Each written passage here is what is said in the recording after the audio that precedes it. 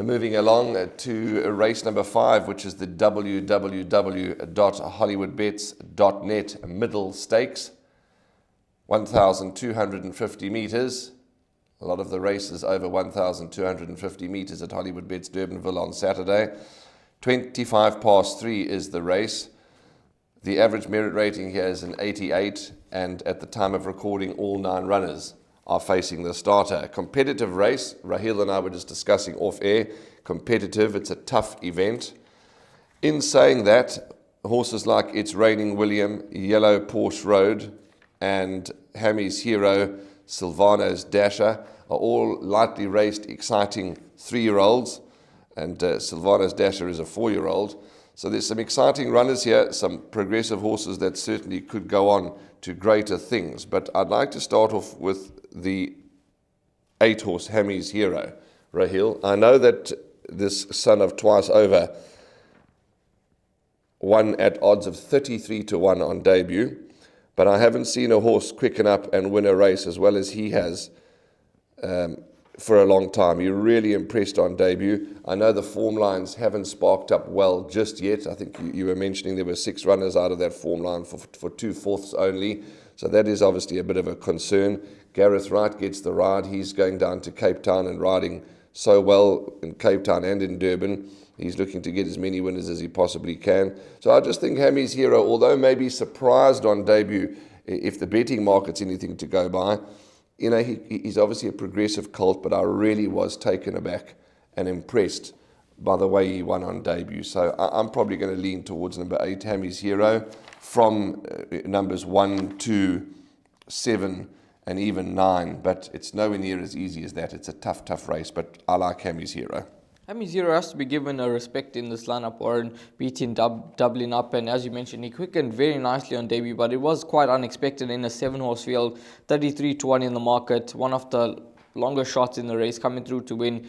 He's a 3-year-old son of Twice Over. I think he'll certainly enjoy a bit more ground, and whether he's going to be good enough in this lineup, I'm not convinced. I think that he's vulnerable, and I'm going to take a chance and pass him by in this race. I'm going to include 4 horses in those pick 6s and jackpots. Numbers 1, It's Raining William. He's a sort that is highly regarded by Justin Snaith. If I remember correctly, he was nominated to run in one of the features for the 2-year-old Colts and Geldings during the KZN season, and he drew wide, and Justin Snaith didn't want to take his chances from a horrible draw at Hollywoodbets Greyville. So he's a horse that, with a plum draw, 52 kgs on the back, if he just doesn't need this out in, I think It's Raining William could go very well. He landed a bit of a coup when winning that maiden beating rule of thumb. Horse like number 2, Yellow Porsche Road, Samanga Kumalo takes a ride.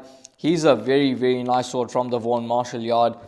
He ran a cracking second to Charles Dickens, who looks to be a well above average sort from the Candice Bass Robinson yard.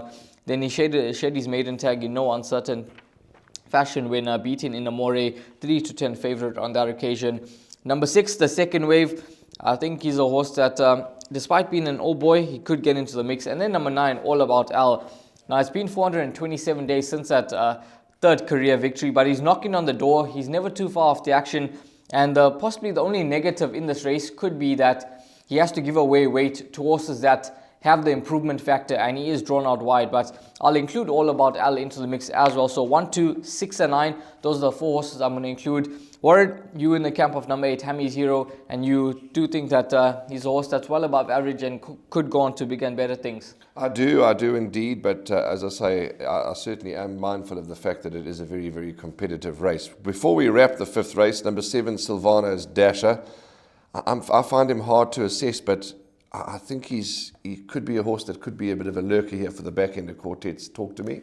It could certainly be just that he shed his maiden tag over this course and distance, and he's a horse that, if he just doesn't need the run, then he could certainly be competitive in the lineup. So he's possibly the horse that you want to keep the most eye on over here in this 5th race on the card.